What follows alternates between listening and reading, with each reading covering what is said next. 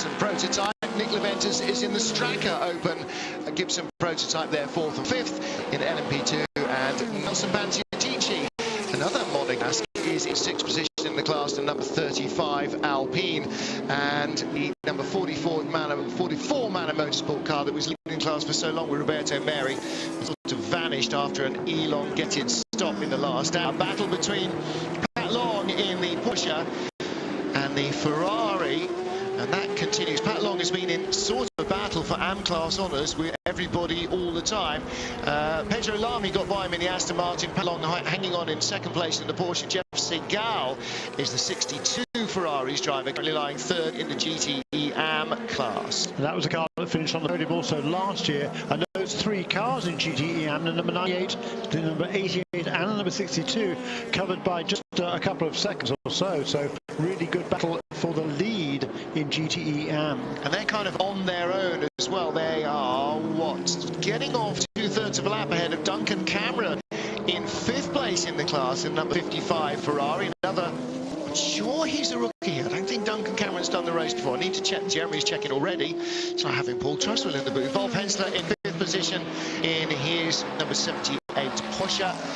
And in 6th position is number 61 92 Porsche, back in the pit lane. Now, they had a drive shaft issue which dropped them way off the tail of the number 91 car, which had a radiator change, so that the Porsches in the Pro class are having no luck at all other than bad, and that is very bad news. They didn't have pace, and now they haven't even got a sucker's lucky break, so they are struggling. It's such a shame, because right at the beginning of the race, in those awful conditions that the guys had to deal with, you know, Porsche's only hope was 24 hours of rain. 24 hours of rain, and boy did Fred McAveeky put that to good use at the start. He hauled that car up to the head of the field, head of the class, and then now to see them languishing it towards the back and struggling with mechanical issues is just a real shame, because it was our one hope of keeping the GTE Pro class battle alive across more manufacturers than just the Ferraris and the Fords that have been in a bit of a league of their own way out front. Well, there you go, the 68 Ford leads from the 82 Ferrari. That is the Risi Competizione Ferrari in amongst the 3 Fords in the Pro class. AM class, as we just documented, 98 Aston. Pedro Lamy has put that at the front of the field, ahead of the 88 car, which is battling for its survival in 2nd, ahead of Jeff Segal's Ferrari.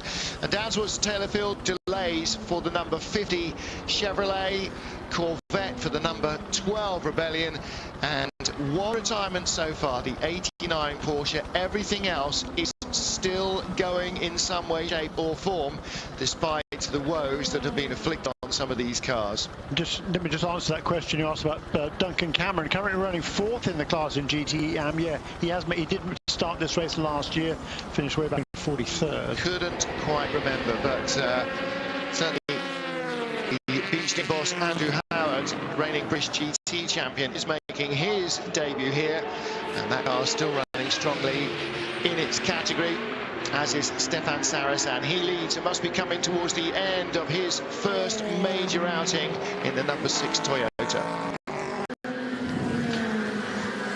Welcome back. Jeremy Shaw with Sam Hancock and Mark Cole back with us. Mark, have you had a nice little break out there? What have you found for us? Well, I found that there's no food left in the circuit tonight, so it's been a long time since breakfast, but I noticed Jeremy's got a food tray waiting for me. Yeah, go for it. Yeah. I was thinking about it, but then I thought probably wouldn't be worth it. What have I found out? Very downbeat Audi about what's going on. Any clue as to what the cars were coming into the garage for? No, they didn't know in the. Well, they knew because they've supposedly fixed it, but they're just not telling us that. There was rumours it was a turbo problem on the other cars, on the second car as well. But they were taking the front off, weren't they? Yeah, they wouldn't have ever changed the turbo in 3 or 4 minutes, so it certainly wasn't that. Sorry for that very sharp intake of breath there, interrupting you there, Mark. It was just as I saw the Porsche that's now coming into the pits. It's the number 1 car, it's Timo Bernhard, that was taking no prisoners whatsoever through the Porsche. Let's go down to the pit lane there. We've got John Lucius there, who's a project leader for Toyota Motorsport, and their cars running superbly well at the moment in the 1st and 4th places. And the John Lutz has played a major part in that organisation. It's very much a multinational thing between Japan, Germany and France.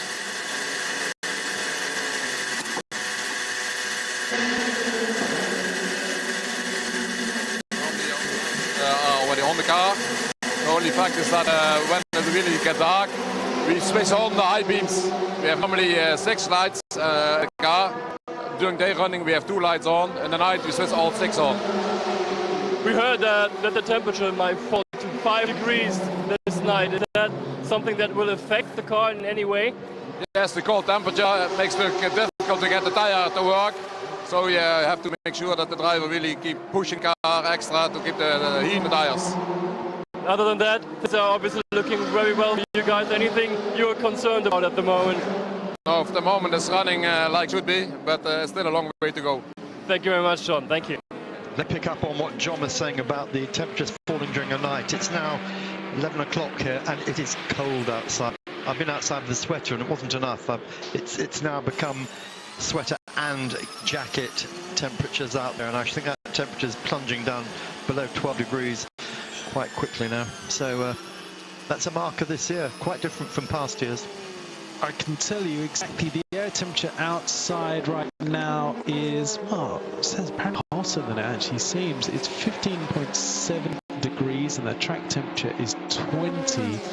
I don't think it'll take too long for that to cool down even more, and certainly in the LMP2 category about 5 minutes ago we saw that the lap times, a lot of the drivers in LMP2, Rast in particular, started banging in his car's fastest laps of the race as he duelled for 3rd position. He's currently in 3rd position, and he and Nico Lapierre were trading fastest lap times, fastest sector times each. The gap between those two, though, yeah, really quite a lot at the moment. René is a lap down. There aren't that many drivers, though, now putting in fastest laps of the race. There's actually only one person even that's doing the quickest sector time. That's Olivier Pla in the Ford GT and the GT Pro Class, currently lying 3rd overall. As I said before, I'm a little bit surprised to see this. In years gone by, you would expect, now that we are into full dark, you would kind of think, oh, visibility is playing its part. The guys don't have quite the same ability to pick out their apexes as they do in the daytime, and so that perfect sort of sweet spot where there's a bit of ambient light left combined with the lower temperatures, which is good for the engine, that's the time when we see the fast lap times, and we're past that now. That's all changed. Perhaps to a lesser degree in the GT cars, those yellow shrouded headlights actually not offering that great a view ahead and into the corners, but the LMP lights, especially those on the factory LMP1 cars, are just astonishing. They have these laser beams that are perfectly angled both down the road and into the apexes, creating pretty much a daylight experience for the guys. Yeah, indeed so, and pit stop there for one of the GT Porsches. Meanwhile, the factory prototype Porsches, numbers 1 and 2, are there's a note come up on the screen here to say a whole bunch of different cars, including those two, including also 2 of the Ford Chip Ganassi racing entries, actually both of the UK teams, 66 and 67, must make the right-hand side number panels visible to race control. They must be in accordance to Article 8.1.2.2 and Articles 1.2.3.2 of the World Endurance Championship, and that results to those number panels on the side of the car. They must be illuminated at night. There was a note that went out from race control probably about half an hour ago, just as the darkness really did come down, to say that all teams must have those right-hand side, well, the side number panels visible. Well, Jeremy, both the Porsches mentioned on their outlets at the moment. In fact, Hartley has just come back in again. Is why? Yeah, it must be. To get that fixed. This is going to hurt Porsche, isn't it? And yeah, Gianni's going to have to do the same thing then. A painful delay. This is just the sort of small mistake that can win or lose this race. Here's Brendan now. He's got on board that car. Brendan, you can see he's just trying to keep his composure. He won't necessarily know. Well, they probably have explained that to him over the radio, but how frustrating it's not a quick fix either. It's being dollied back into the garage, and presumably the number 2's car's going to have the same problem in a minute. It's not the sort of problem you expect to see of a factory team. It certainly isn't, and you know the regulations are pretty clear. It's not these new illuminated side panels are new, is it, Mark? I mean, they've been around now for many years, and they've run them during the qualifying sessions the last couple of days, presumably without any difficulties. But now it is a problem for the Porsche team. And when you consider this kind of a delay, this kind of infuriating, unnecessary delay caused by quite a menial part, you wonder why there isn't some kind of redundancy system, something just to provide some ambient light, perhaps from an external lamp, just something basic, so that if the main panel illuminating system does fail, which it can do, I mean, these cars are under immense stress, heat and vibration, which causes all sorts of componentry, especially electrical, that can be quite delicate. It does fail over time, but you would have thought surely they would have some kind of a backup, wouldn't they? Yeah, they're looking in that rear front wheel well, aren't they? There must be the connections somewhere in there. I mean, they're obviously fitted, but they're not working. No, we heard that Martin Hayden came in a few minutes ago to say that the Murphy Prototypes team had an identical problem. They couldn't fix it. They had to come in and kind of rebuild that light panel and get it back onto the racetrack. So what we're talking about there has been confirmed to us here over our intercom system. And that is a lengthy pit stop that is still going on, and the 2 car that's just... Well, we're riding on board it at the moment, so it must be coming in if been called in by race control. Well, I tell you what, we're sat adjacent to the edge of the circuit as the cars come through the final corner onto the start-finish straight. They're running past us, past our window from left to right, and I reckon there is more than a handful of cars, probably more than are listed on the current race control 11 shown there, so there are a lot of cars that are coming through with, right now, 2 cars going through. We can't see the side numbers. Now, whether or not that's because the illumination has failed electrically or they haven't been cleaned properly, another thing. But actually, the strength of the illumination isn't even that great. You would have thought there would be systems by now. Look, another car going through now. I can't even see Pt.5 what it is. BDI, Jeremy. No, 28.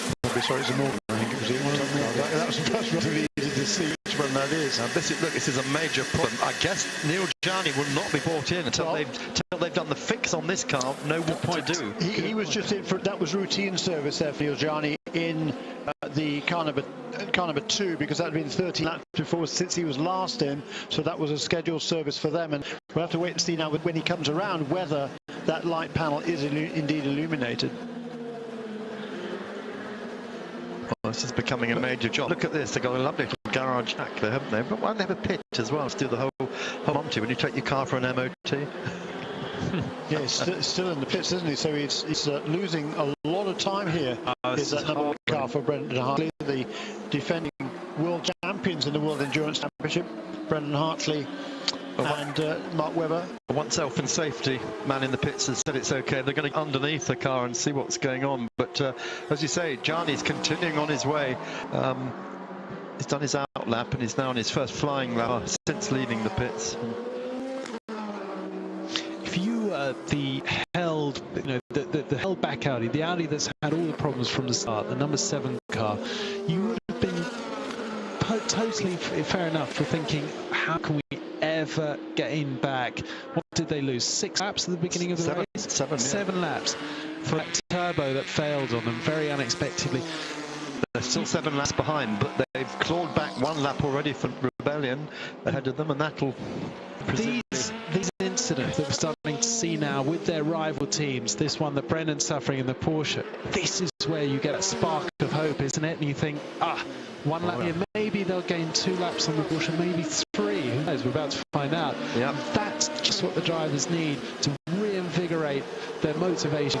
Not that they will have been trying anything less than their best, but you just need that little extra push to keep the fight up when, for all intent and purposes, it seems done so soon in the race. And this is the World Championship at double points. So if you just keep pushing, you're going to get more points than you would at any other race. So keep going, keep going.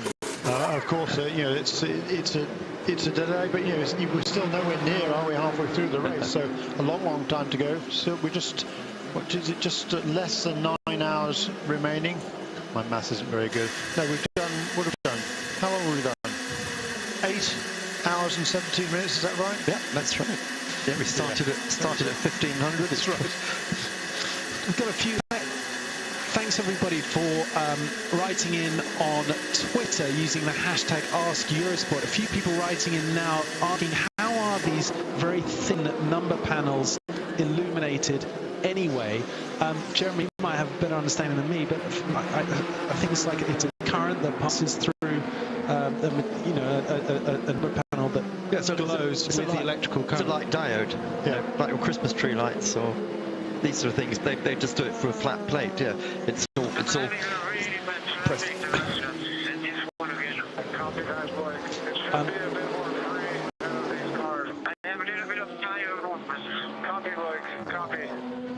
A little bit of time movement reported back there from Loic to Val.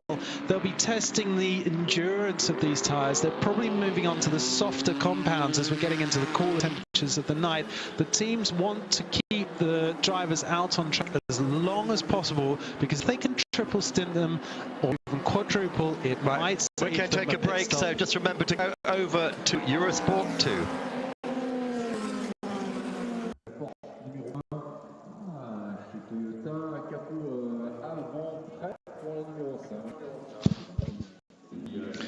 Welcome back, and work is well, the Toyota team. They're getting ready perhaps for a pit stop and perhaps a change of nose section on number 5 car, currently running in 3rd place, currently right behind Neil Gianni in the number 2 Porsche. Those two have been trapped behind the next safety car, so but there will be, we would imagine, about a minute and a half behind the race lead Stefan Zaraza when we get back to green flag racing, which is about what they were beforehand, before the safety car came out, in actual fact, so that's about right. But talking about changing that nose section on that Toyota, Sam. Yes. I mean, sorry, I was actually just picking out. Thanks to Lee Turner on Twitter. He's just retweeted Audi. I didn't know that the Audis both had to pit to have number panels on the side repaired. Did you spot that? That's completely passed me by. That they will, some of the cars that was director Eduardo Freitas called into the pits demanding that they make sure the side number panels are clear to race control. I don't think they were, but if he's saying that that's a fact, then fine. They had various other difficulties, both of those cars. That comes from Audi Sport on Twitter, so I'm guessing it's correct. Oh, fine. So that was the routine service they were talking about then. Yeah, we're still under safety car. I'd call that routine. Surprising, don't you think?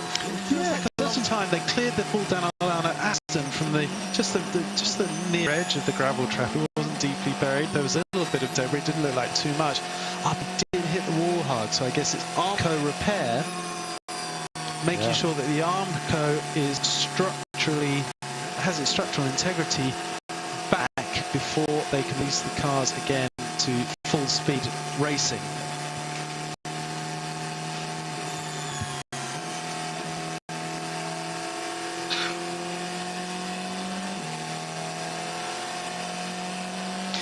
Number 5 Toyota of Kazuki Nakajima just making his pit stop there. They are changing the nose. We talked about the 2 downforce configurations that Toyota have got. They've got this low downforce, which is normal for Le Mans, and ultra low downforce package, which apparently they've developed for this year's Le Mans, so far being credited with their standout performance so far. It's quite a trick to be able to bleed drag from the car but maintain downforce, and it could well be that as conditions cool at night, the cars pick up normally quite a lot of understeer. They feel the need just to go back to a slightly higher downforce configuration. Yeah, and that was 4 cover 5. That was its 11th pit stop of the day, and that was certainly earlier than it needed to come in. I'm curious as to why they would come in during that while the safety car is out there, because it'd only been 11 laps since the last pit stop, so it certainly need to come in that time. We are still repairing some guardrails. We had a few damages there. We took the opportunity to do all the repairs which we needed. We are also cleaning the track at several places to get rid of the gravel. And we assume this won't last long. We hope this won't last long. So there is our race director, Eduardo Freitas, to inform us exactly why this is an extended safety period. I'm just going to say, I'm going to shoot off and we're going to let Neville Hay take the hot seat. But thanks everybody for tweeting into me at Hancock_Sam. But do keep using the hashtag #AskEurosport. And even whilst I'm off air, I'll do my best to answer some of your questions. And the guys here in the booth will keep trying to get to the bottom of any of your queries whilst the coverage continues. Have a good night. Thank you, Sam. And we're joined now by Carlton Kirby, who's back with us for Carlton. And boy, there's been all sorts of dramas over the last half an hour or so. Honestly, I step out of the booth and all hell breaks loose. What's going on? Right, well, I've got some news for you. The 78 Porsche is losing all power, or 30% so far, on one of its cylinder banks, so it's in serious trouble. The Rebellions, we understand that both of them are going to have a clutch change. Just getting this news in right now, so you're first to hear this. It's been hugely dramatic. Those of you who have spent some time with us in the past here at Le Mans know that we have something called the Up All Night Club. Now, it's supposed to start in about 12-minute time, but chomping at the bit is Neville Hay. And we'll be coming to Neville after our commercial break. But as you all know, if you were to take a larynx, smoke it and douse it in licorice, you're kind of approximating exactly what Neville sounds like. Let's just listen to radio. The restart will be at Arnage, turn 17. Your restart will be after turn 17. There we are, restart at turn 17, Arnage. It seems like they've got the night crew on as well. Sounded a bit like a Boy Scout that drafted in. They were doing a great job, by the way, volunteering in the car parks, etc. But I guess even the announcer has to take something of a break. We're going to do exactly the same. And when we come back, we will have the good Lord Neville of Hay with us, and he'll be carrying us through the night, interjected of course myself, Jeremy and Martin Haven, as well as Chris Parsons. So plenty to talk about. It's where we go all historic, if not hysterical. So please stay with us for that. I thought we were heading for a break incidentally, but it looks like that's seemingly been delayed. Well, in that case, Neville, I might as well say hello to you now. Well, yeah, I thought so. I mean, we had Hancock's half hour, which was a lot longer than actually half an hour. Well, we've got, it's all happening, isn't it? I mean, it's been a very difficult sort of hour for an awful lot of people, particularly, I fear. We've got one Porsche that's been in real trouble for a long time. I rather think that it might be terminal. Well, it certainly seems that way. Apparently, the one of the cylinder banks is just about to give way. It's down 30%, but that was only in the last couple of laps. And so, unfortunately, it looks like the 78, it's Wilf Hansler who's on board at the moment.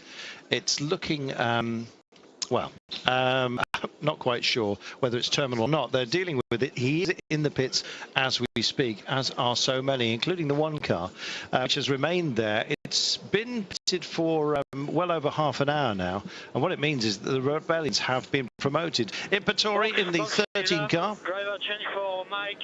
Box is lap, driver change for Mike. And it looks like we are racing again.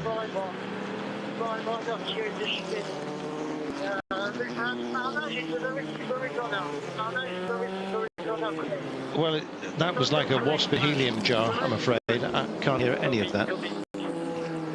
Well, what happened actually is that they've all been behind the pace car.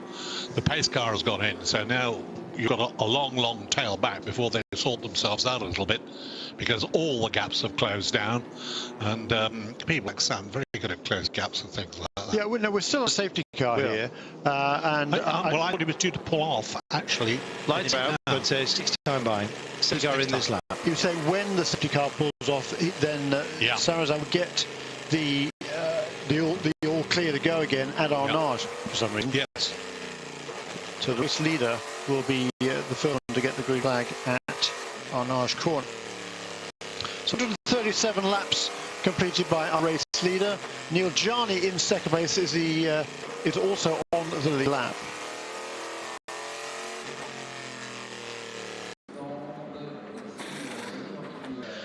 Welcome back. It's been going on for an awful long time, but the number one Porsche, Brendan Hartley, is supposed to be driving this hybrid, and as you can see at the moment, it's looking rather detached from the activities. Pretty busy with the Toyota. Sarrazin is dealing with that right now. And just looking further back down the pit lane, it's an extremely busy place, Jeremy, as you'd possibly expect, because the safety cars just come out and the pit lane is now back open again. Yes, indeed. And as soon as the green flag is shown again for that restart, Stefan Sarrazin brought the number 6 car onto pit lane, handing that car over now to Mike Conway. And I think with the fact that the second place car, that's Neil Jarni, in number 2 Porsche, was trapped behind the next safety car out on the racetrack, I think that should just allow perhaps Mike Conway to resume without losing the lead. I'm not quite sure. One of the motors, incidentally, had a problem with its light board, was called in, then went back out and got floor damage and came back in again. So it's an assembly of problems, I'm afraid. This is the great duel we're watching at the moment between the 6 Toyota and the number 2 Porsche. This is a battle that's raging right now. I think that's the 2 leaders, isn't it, going to the that is. Sun. Yeah, that's the fight. So Conway was indeed able to maintain his lead, but very much, and look at this, the hybrid power there of the Porsche, able to draft past Mike Conway on that straight towards the first chicane. Well, the Toyota's made side by side. They are all the way down here, the Toyota. Oh, and it was only at the very last minute that he see the position. Yes, it was a question of the last late breakers, I think that was. Yeah, very interesting. How the cars deploy their kinetic energy recovery systems there, that hybrid power, and then they kind of run out of hybrid power halfway down the straight. And clearly, one of them ran out a little bit earlier than the other, and they were to go side by side from there. Tremendous battle then for what is now the lead of this motor race, with 138 laps in the books. Well, Gianni, it is that takes the advantage. Here we are on board, beg your pardon, with Gianni right now. Fantastic efforts. And yes, I think contemplation is the watchword. On the out Conway, Buemi, incidentally, in the 5 Toyota, also on track, but a minute and 19 down. This couldn't be closer. It was about this time that the TV cameras used to get switched off for the evening. We used to go just past midnight, and then they'd leave locked off cameras only on one of the straights, and that was all you got. But we are following the race throughout the 24 hours, and we're glad of that. I remember that very well, because it was made out quite difficult, really. It wasn't anything you could find to talk about. Well, it was a very short radio interlude. Sorry about that, Neville. You were saying? I think the interesting point now is Mike Conway, who has, as far as I'm aware, a lot less experience. I don't know how many Le Mans he's done, and I'm too sure that it might be his first Le Mans.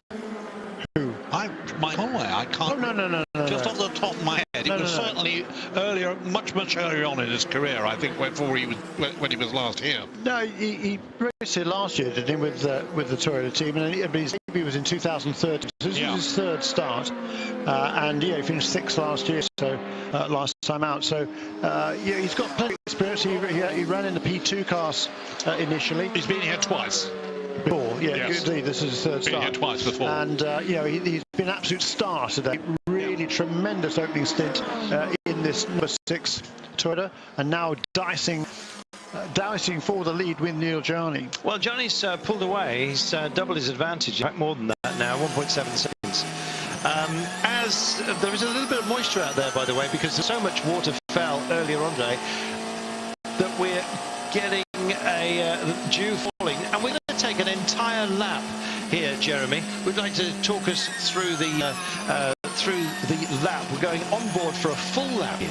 Yeah, through the Dunlop chicane there, underneath the Dunlop bridge, now down towards the S's, and you can see the 2 light beams pointing directly ahead of them there, and then other beams pointing out to the side of the car as well. So, as you can see, pretty good visibility as he comes through there, up into 4th gear, 5th gear, down now to Tertre Rouge, and on 2 of them also Mulsanne straight, the Ligne de la Zone de Dier.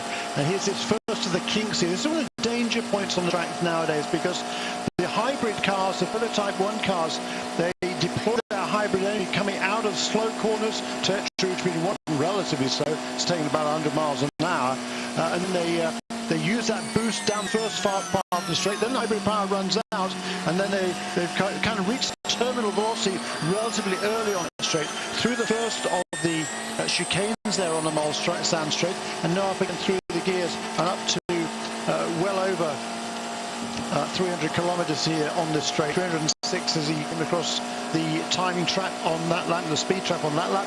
And the next will be the right-left chicane, the second of the chicanes, the Mulsanne corners here, or Mulsanne chicane at least, and still on this the main road that leads south out of Le Mans. And as you see, around the outside of another car, the visibility on these cars is remarkably good these days. There's been so much technology put in the headlight system on these cars, and it's just amazing the difference it has made through the kink there and into Mulsanne corner. This is another of the slower corners on the racetrack. They've built a lot of that hybrid energy again, under braking there, and now deploying that power to lead onto the straight towards the blast down towards Indianapolis. See that blue light flashing on the left-hand side of the racetrack? That's to warn that GT car that our race leader just overtook, that there is a faster car approaching. There's also a blue light will flash on his dashboard as well, on his steering wheel to alert, in fact, there is a faster car coming up behind. The right-hander there now into the tight left at Indianapolis. This is where Stefan Sauer made a big mistake in one of the practice sessions earlier in the week and crashed the car pretty heavily down into our Nard corner, the slowest corner on the track. Now accelerating once again. And look at the hybrid power. You just blast past one of the P2 cars and headed towards the Porsche curve.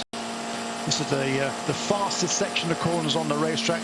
The first one will be to the right here. Here he goes. Look at the speed into that corner. Listening there to the radio call to Gianni, who is in the lead of this race, just ahead of Mike on board with him now, but just ahead of Mike Conway. A couple of seconds or so, and confirming that Neil Gianni doing a fine job of working his way through the Porsche curves, and now down into the Ford chicane. Left, right, a short straight, left, heavy braking, left and right again. Now onto the start finish straight, and that is a lap at the Circuit de la Sarthe. 8.5 miles, 30.5 kilometers, and it's taken him 3 minutes and 24 seconds. A good lap there by Neil Gianni. And you've got to go back a very, very long time ago to realise that when Le Mans first started, it was all about the development of headlights and electrics and everything else like that. But something else which you might find very amusing was the cars ran with their hoods up for part of the race as well. We'll talk about that when we come back.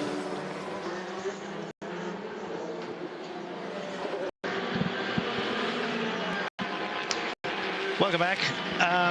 We understand that the confirmation indeed that the #1 Porsche, Jeremy, is a water pump. Sounds like an easy fix, but it's proving to be anything but. No, the water pump there is very much an integral part of the engine, and it's not an easy part to get to. These engines are so tightly packaged these days. It's a little 2-to 4-cylinder engine that turbocharged, of course, on the Porsche, and everything is so tightly packaged to maximize the aerodynamic benefits of the design of the car. So it's not easy to get to anything, and it's certainly not a part that fails. I mean, the Porsche engines are super reliable considering how much pace they're putting out. It's remarkable in some people's minds as well, just how small the capacity is. But of course, as you said, quite rightly, boosted by the turbo. Yeah, and what's cool about the major cars now, the factory teams, is they're all running not running quite as different technologies as they were a couple of years ago, because now the Toyota and the Audi have gone to the same battery system, or similar battery system, as used by Porsche, but certainly the engine configurations are different. 2-litre V4 turbo engine for the Porsche, 2.4-litre V6 twin turbo for the Toyota. Both those two cars running petrol-engine cars, and the Audi's is a 3.7-litre V6 turbo diesel. So they are very different engine technologies. They're different hybrid systems as well, bespoke for each of the manufacturers. Yet they're still running very competitively, but certainly right now it's a Porsche in the lead of this race. It was looking really, really good for Toyota, still is, because they're getting excellent fuel mileage out of that brand new engine that was developed only since this time last year. But it is the Porsche that leads the way at the moment. The Toyota in second place, about 6 seconds back, and a little bit more of a minute behind to the third place, Sebastian Buemi. Yeah. Morgan's had so much trouble, and this is yet more, I'm afraid. It seems that they have been dogged so often, and here we are at Arnage, and yet another issue. It seems that they're spending an awful lot more time off the track than on it. Going back to this question of power units, it's all the more interesting, of course, that we're seeing in Formula One development actually on the burn, with the way that the design of the Mercedes engine, of the Ferrari engine, and of course of the Renault engine. And there we see actually nothing to do with that at all, but someone going off in the daylight into the bank, which was a great job. No great damage. It's actually showing the sequence of problems that Pegasus Racing have had. It almost seems, Jimmy, that they are building up a bank of issues for themselves. It looks like driver error more often than not. Yeah, perhaps so. Certainly a few mistakes. We've seen that car off the road several times during the weekend. Isn't somebody else going slowly? That's a Krone Racing entry. That's the Lié Nissan this season. Tracy Krone shown at the wheel of that number 40 car. They've had some problems earlier in the going. Most senior driver in the race, Tracy Krone. Apart from Mark Patterson. Yeah? Yeah, Mark Patterson's a little bit older. Well, they're both claiming, shall we say, to... Jeremy, it's time to issue a happy birthday to Andrea Pizzitola. Yes, it is. How old is he this evening? He is now 24. Isn't that appropriate? 23 when he started the race, and 24-hour race. Yeah, very appropriate indeed. So happy birthday, happy 24th to Andrea, and the 24 hours. It's past the witching hour as well, which in some people's minds is hour 0, and to others 24, of course. And it's down at the bottom end of the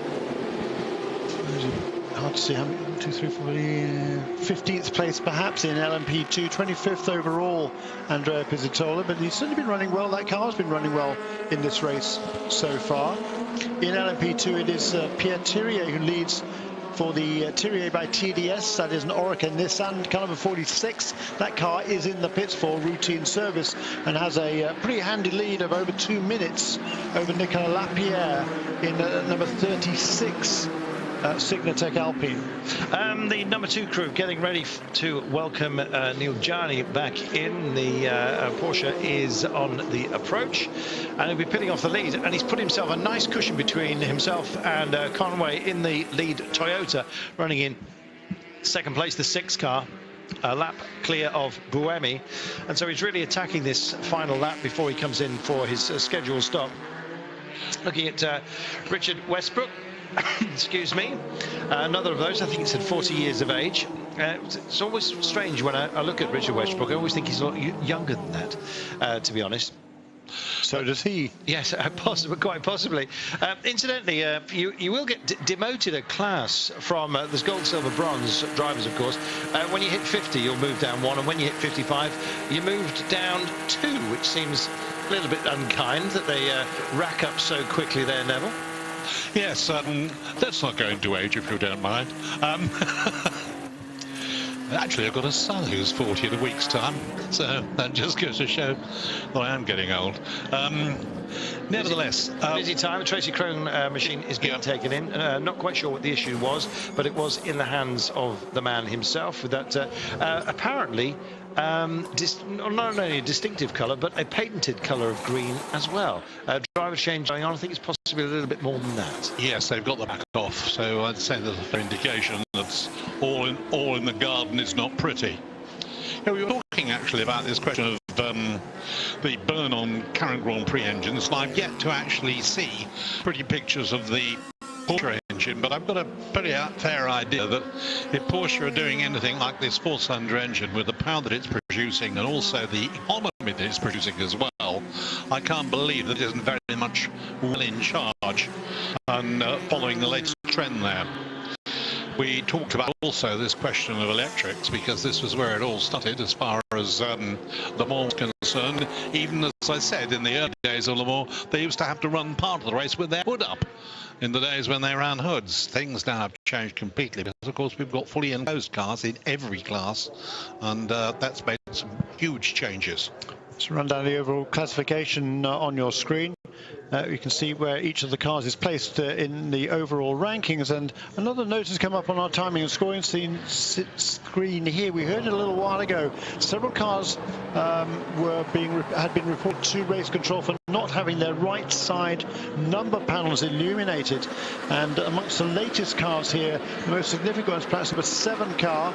That's the Benoit Trullier Audi, currently running in 6th place. That was delayed earlier on, and it's now 9 laps behind, 8 laps off the overall lead. And also number 88 car, which is a leader in GTE AM.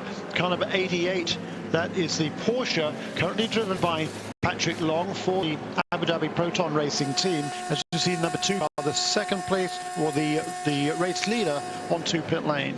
Yeah, the 2 car coming in, we saw they're prepping for it. It's a driver change as well. Didn't see who just got into the car, but we'll have that for you in just a few moments' time. Yeah, Gianni is in. Those panels, Jeremy, it's a rudimentary thing. It's clearly mandated as well, and there's been a number of vehicles that have actually been called in already, and it seems that list is actually growing. It's a strange thing to be at fault in so many vehicles. Yeah, it is, because it's not as if it's a new requirement on cars. As you can see, that beautifully choreographed tyre change there for the Porsche team, and away now goes car number 2. I'm presuming it will be Romain Dumas at the wheel of that car now. That will be the regular sequence. Neil Gianni has just done a 1, 2, 3, well, kind of 4 stints there with that safety car period as well. He got into that car on lap 90 and it's out at lap 143. It is indeed Dumas. We'll take a break. We'll be back in a moment.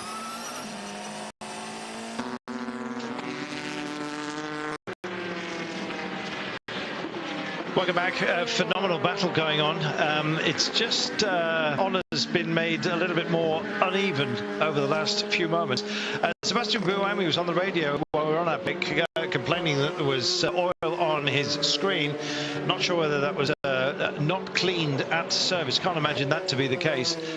Clearly something he's picked up, and hoping it's not fluid from his own vehicle somehow, but it looks like it's from someone else. Romain Dumas closed to within 0.7 of a second, which is why Buemi was panicking, essentially blaming the lack of vision. It's extended due to traffic to about 4.5 seconds, so a little bit of respite for them. Brendan Hartley, lights have been lit up in the Porsche number 1. They're about to come out. Just looking at some other changes going on right now in the Golf liveried Porsche RSR here, the 86 car, just ringing through changes. But Jeremy, they've had such a long stop, the number 1 Porsche. I guess they can only take heart from perhaps the 7 Audi, which now finds itself under 6th place, having been way down the order. Just a question of belief, I guess, and the possibility of fighting back even from distance. Yeah, 15 laps already now behind is another 1 car, but they did be getting that car ready and perhaps get it back out into the fray. That'd be pretty impressive evidence if they managed to change the water pump on that car, because that's no easy job. It's not, but nevertheless, you've got to look at the time and say, well, we aren't even halfway yet. Yeah. Now, we know Porsche have had their problems. We know that Audi have had their problems. At the moment, as far as we can tell, Toyota have been, shall we say, everything in the garden has been working for them. Can it continue? Will it continue?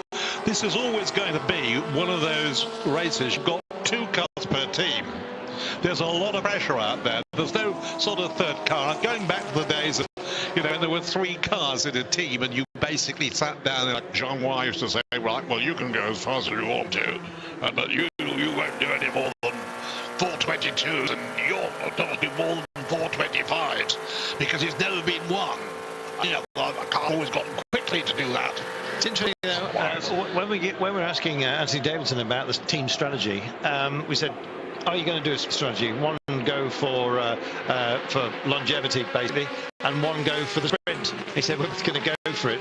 So no holding back from Toyota. So when you look at the timing boards, Jeremy, that seems to be the way things are at the moment. You just get on with it. You know, you it's do. as quick as you can go. Particularly now when the cars are relatively reliable, much more so certainly than back in the days of the original Ford GT40s or the Porsche 970s, or even up into in the last 15, 20 years. I mean, the cars, you would have to look after the cars very much during 24-hour race, but now the driver's told just get on with the job, drive it pretty much as fast as you can, but trying to keep a little bit of the hand because there's more time lost through contact with other cars or parts of the scenery than anything else. Yes. If you were driving a D-Type, right, here, and we're going back 50 years ago now, with the Jaguar 120 engine, 5.8 was about as high as they wanted to rev if you were going to keep them in one piece for long. Those self-same D-Types today with that engine can go an awful lot faster. They got another couple of thousand revs without going bang. And that's modern engineering applied to an engine, the design of which goes back many, many years ago.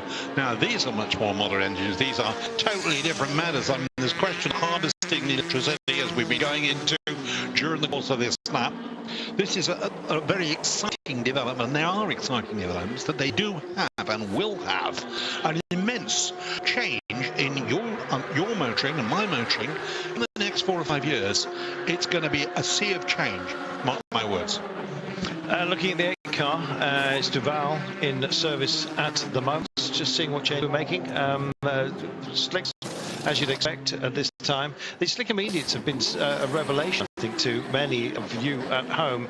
Not thankfully having to be used this time by. They look like slicks, but in fact are sort of a sponge-like compound that basically absorbs the water and then release it at the tyre wall, quite remarkably. Well, thankfully the rain has abated. More than that, we've got a bone dry track, and we're expecting it for much of the remainder, provided France Meteo are keeping us keeping honest with us. And there's no reason why they shouldn't.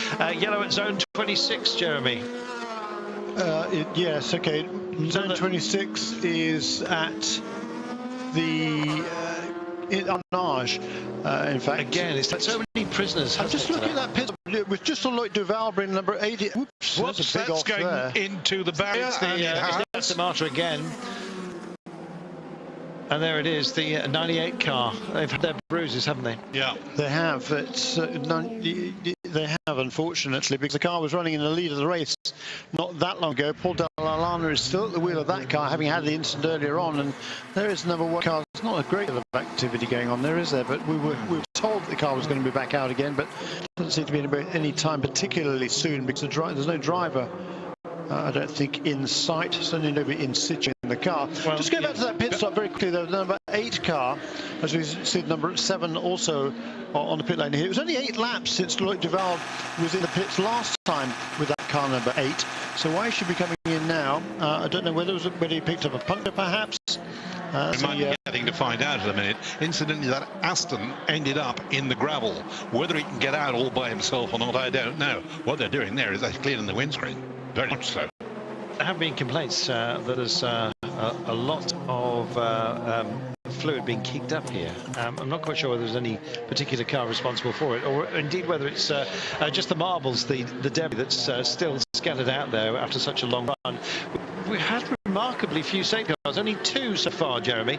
We had one right at the beginning of this race, and then one for debris and stranded vehicles, but it's actually been relatively quiet considering what a dramatic start we had. Well, the start was different because it was basically starting behind the pace car.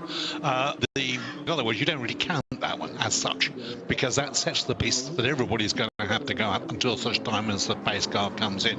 When it comes out because of an incident, because of the track either blocked or pieces of car on the side of it, that's a totally different matter altogether, and that's when we get, of course, 2 or 3 of them. Try basically to run in a slightly different way, but it's only happened once so far, which is quite remarkable, and we aren't, as we've said, we aren't even halfway yet, which is quite remarkable.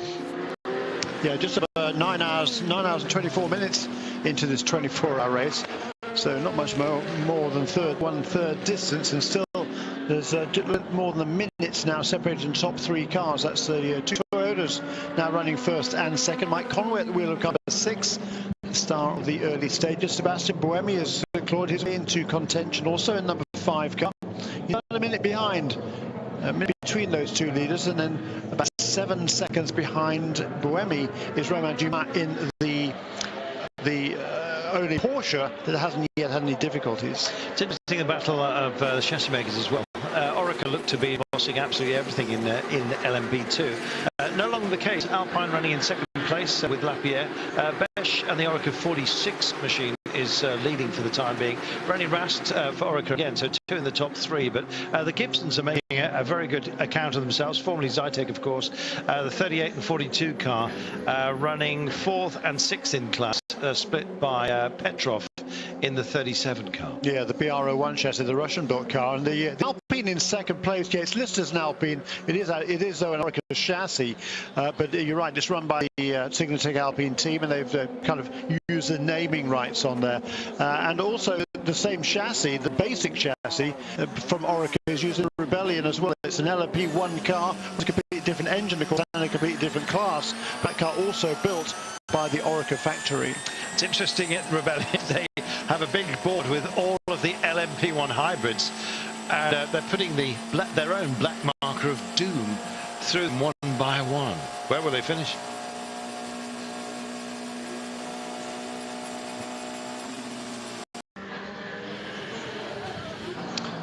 Welcome back to Eurosport. Jeremy Shaw alongside Neville Hay. We're joined now by Chris Parsons, also as a veteran of the sports car team. We're looking at a replay now of the Porsche car number 1 led pretty handy at one stage in the race, and then it was back in the garage for a long time, and the car now is just leaving the pit lane. That was an hour and 15-minute stop for car number 1, but they have got that car back out again, so that is... Yeah, we missed something there, very honest, because we didn't see the huge cloud of steam. That is number 1 in trouble again. It's not a speed, is it? No, it's not. 1 hour and 15-minute stop there. Yeah. Manual recoup. That sounds more and more to me like transmission that's playing out now. Well, yeah, he's been asked, I think, to kind of reboot the system. Everything has been put off kilter by that engine problem they've had, and clearly all is not well at the wheel of car number 1. He's fallen all the way down to 32nd place overall, and he's coming to a halt. That's an old delete set. That is very sad. Some very hard work to, if you like, get it repaired, get it back on the track, and we missed when they took the bodywork off. I suddenly saw a huge cloud of steam, which I hadn't seen before. So they obviously had a very major overheating problem. Yeah, they did. But we'd been told it was overheating, and it was a water pump failure, we were told. Yeah. And they were trying to change and get the car back out of the race. We heard at one stage the team wasn't particularly confident about getting the car back in the race again. They have done so, but clearly all is not well at the wheel of car number 1. No, Brendan Hartley, is he on electric power there? He's on electric power there. I don't think he's got any engine. I think he's on electric power. Just trying to get it back. Yeah. But he's got a long way to go. He's got a long way to go. You're absolutely right. He'll be able to do it. Might as well have a bit of luck. Yeah, that'll seem like an eternity. Max speed is 47. Yeah, copy, mate. Copy.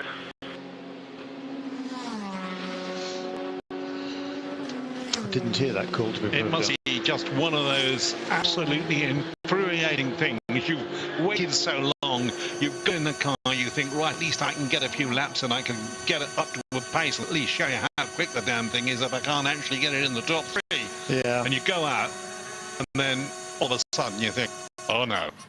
Not even halfway around the lap. Yeah. Yeah, he's just... and it does sound like a bag of nails, doesn't it? No, it looks like he's got it going again. He's certainly got more speed than he has had a few hundred yards ago. You can see the yellow flags warning there of the slower car. He's coming now, I think, into more sand corner. Control-Alt-Delete, I think that was. Numerous times on that Porsche car number 1. It's fallen down to the 7th position in the class, and he is 19 laps behind the race leader. That's how much time is lost by that lengthy pit stop for the number 1 car. That's like 160 miles. Yeah, well, it is, actually. Yeah. Particularly with, we were just talking about how reliable the cars have become nowadays. I mean, you don't nurse the cars in the same way as you used to. Oh, no. Really just, 10, 15 years ago. What have we got here? Now, that's the Nissan. And that's come to a horrid halt, look. That's the KCMG. Yeah. Orica Nissan. That's a car that won this race last year. They had some problems a little while ago. They've fallen quite a long way down the order. And he's walking away from the car, which means the car is out. Scampering away from the car. I'm not quite sure why he scampered away, other than to explain to the marshals, I think, that I'm not going to sit there. I don't like where it is. But if you go more than a certain distance away from the car, Neville, the car's disqualified. The car's out of the race. I think it just has put us in a position there where he felt that he was in a dangerous position with no lights on the edge of the track.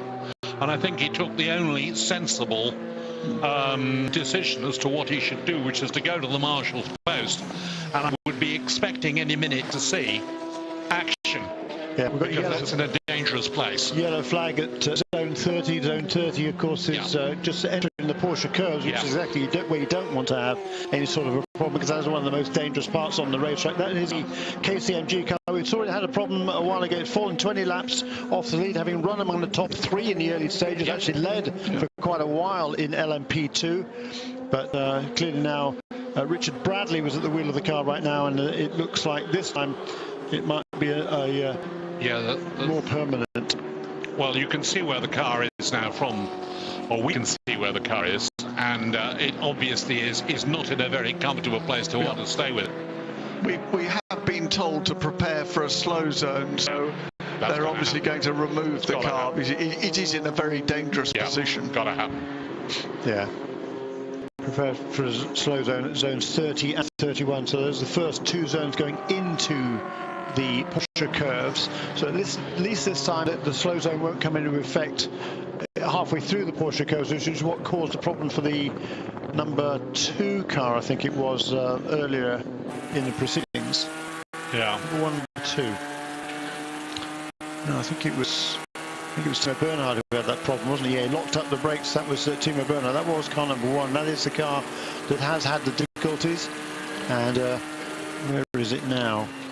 Tell me, the Franchitti... Maybe through the middle sector, but still not yet back to the pits, Neville. But the Franchitti GT40, has that sort of regained some forms after they had quite a long stop, didn't they? Yeah, they had a long stop early on. They had 2 stops fairly early on. Then Marino had an off into the gravel at the Marsan corner. I think the car is back underway again now, but it's certainly a long way down to the leaders. That's the 67 guy. It's still running in 59th place overall. He's 4 laps behind the next closest car. Yeah, I saw that, and I sort of feel that he didn't have any front brakes. It was the rear that was locked up, not front. Well, it wasn't the rear. It seemed to be the right side was locked up, probably the right front. And Marino certainly, he got on the radio afterwards and he was apologising to the team. He was being very magnanimous there, I think, Marino, because clearly it was a difficult situation. And he had been put the car in the gravel, and he wasn't blaming anybody but himself. He was obviously fairly upset about it. Yeah, of course he was.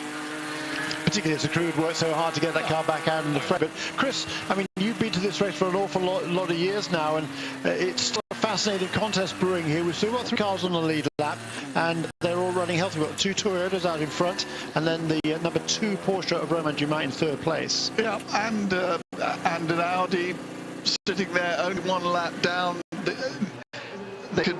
And as Neville keeps on telling us, we're nowhere like halfway yet. No, we're not. We've got another 2 hours. Or we even get anywhere near that. Anything could happen. So there is Brendan Hartley. He has got that car back to the pit lane. Well, once again, it's gone back into the garage. And I wouldn't expect to see that car back out anytime particularly soon. Well, it's all leisurely, isn't it? There's nobody going crazy.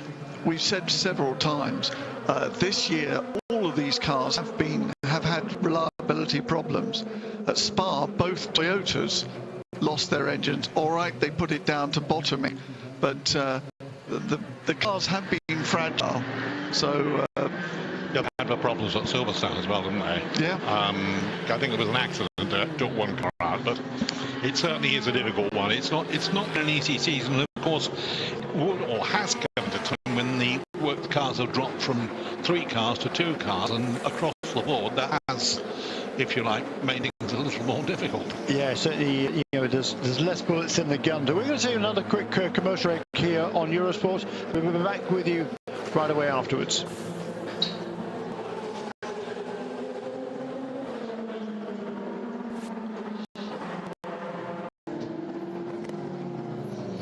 Welcome back to Eurosport's coverage of the 24 Hours of Le Mans. I'm Jeremy Shaw. Alongside me is Neville Hay and Chris Parsons. 150 laps now completed by our race leader. That is Mike Conway at the wheel of car number 6 for Toyota.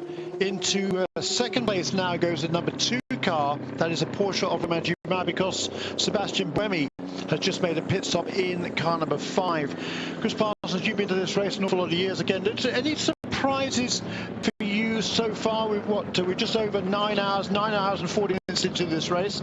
Any surprises so far? No, not at all. This is exactly what we actually expected. Unreliability, and the race is completely open. An LMP2 car could still win it. They're pushing the envelope of reliability, and this is what we're seeing. Indeed so, and that was an on-schedule stop there for Sebastian Buemi in car number 5. Once again, 14 laps since its last pit stop.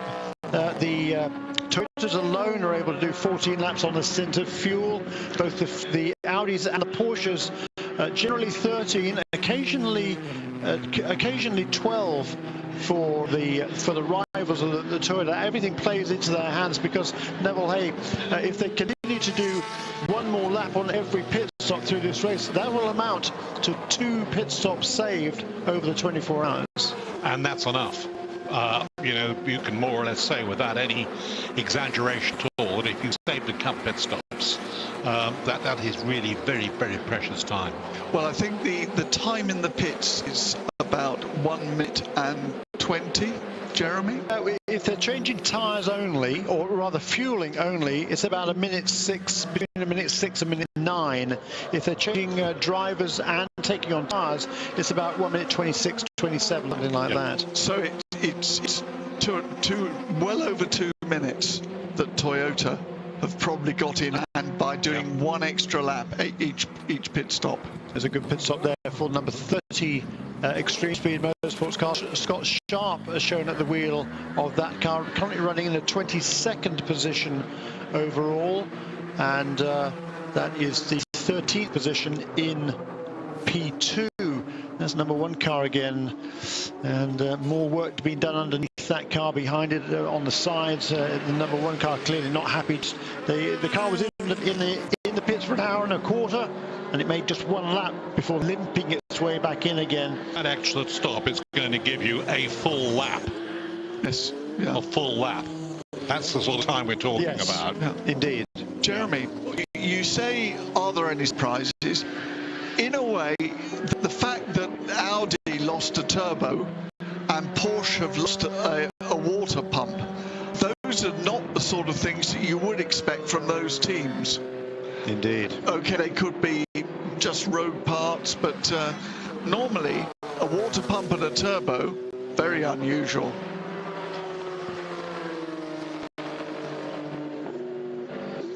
No, that's exactly right. Because we've been growing accustomed to how reliable these cars have been over the last few years, despite the extraordinary technology and the fact that they are so much more efficient than they were just a few years ago.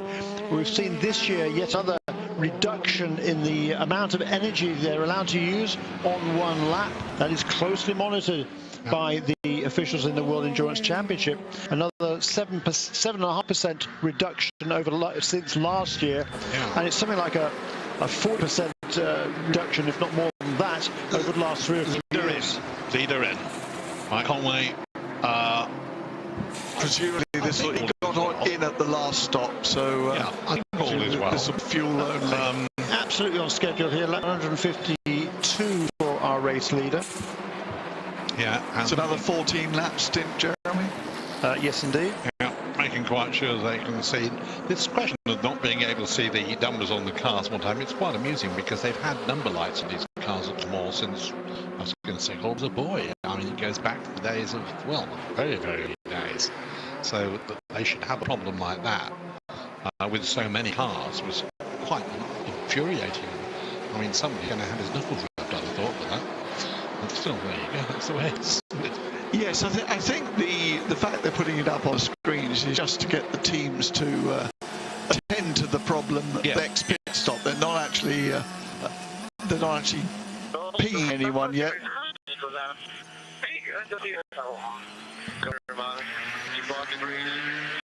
little bit cold from that slow zone. It's going green shortly, so it should come back. There we are, hearing the engineer, or Romain Dumas, complaining about the understeer, and the engineer saying, don't worry, tyres will warm up soon. It is cold here tonight. The bad weather that we've been having all week, it seems to be clearing away, and the wind has changed. It's no longer coming from the west. Tempting fate. Yes. Well, it was when I was last outside, it was a very clear night, so the temperatures will be dropping. On board here then with Romain Dumas and those lights in the sort of semi-distance. That is our race leader, Mike Conway, having just made his pit stop. 1 minute 9 he was on pit lane. That includes just enough time for the Toyota to top up that car with petrol, send him on his way again. No tyres, no driver change, and still having made that stop, Mike Conway able to resume in the lead in that car 6. They're still working on Porsche number 1. I don't think it's going anywhere, and I think it's probably a question of basically let's put it back together again.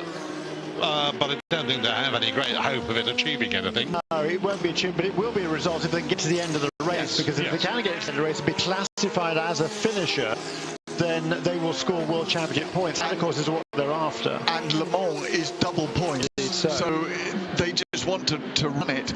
And, of course, there are only 7 cars left in LMP1, so... and if you lose a couple of 3, and they're still running, yes. Yeah. And we've got...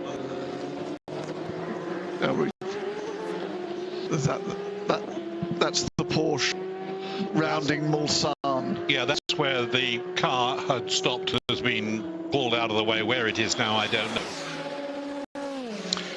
So Mike Conway leads then after that latest pit stop, and it's Romain Dumas now in second place. Sebastian Buemi, having been on the pit lane 2 laps ago, he is running in the 3rd place. He's about 49 seconds behind the second placed car, and we can expect car number 2, the Porsche, that was last in to pits on lap 143, so I would expect that to go another 3 or 4 laps, probably 4 laps, before that car is next onto the pit lane. In LMP2, it's Nicolas Lapierre who leads right now for the Signatec Alpine team. Car number 36, the Orica-built Alpine chassis, and he holds a lead of about 69 seconds over René Rast. And Matthias Besch, who made a pit stop a little while ago in the TDS by Thierry, number 46, is in 3rd place. In GTE Pro, this is number 68 Ford of Dirk Müller, the pole sitter, who leads by a pretty healthy margin at the moment. We're still waiting for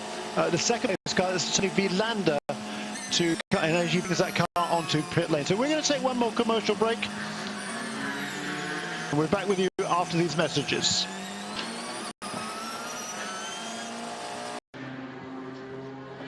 Welcome back. Pit stop here for the Lara competition Chevy Corvette, and that car's got a pretty good history. That is the car that won here last.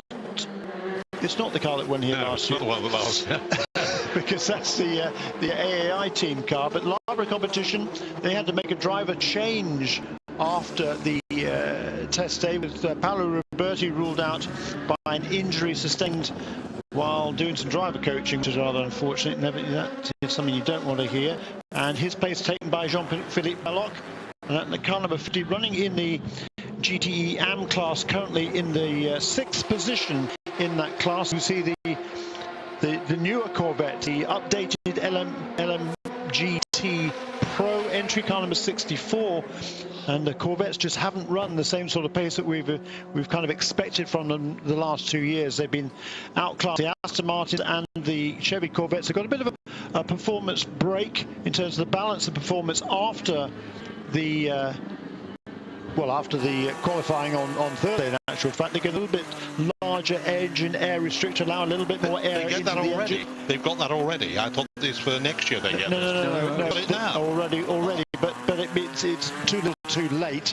Yeah. And the Fords and the Ferraris, the new turbocharged cars for this year, they've shown just prodigious pace, and nobody else really has been able to get close to them, Neville. Yeah. Everyone was very surprised because suddenly they went 4 seconds quicker in qualifying than they were able to do on the test day 2 weeks ago. And there were lots of accusations of sandbagging going on. Well, one has to admire, I mean, Ford have done a hell of a good job, let's face it. They really have. Oh, it's a terrific car. You know, you might say, well, why shouldn't they? But it's not quite that easy to start from scratch, throw your hat in the ring and say, we're going to make it happen.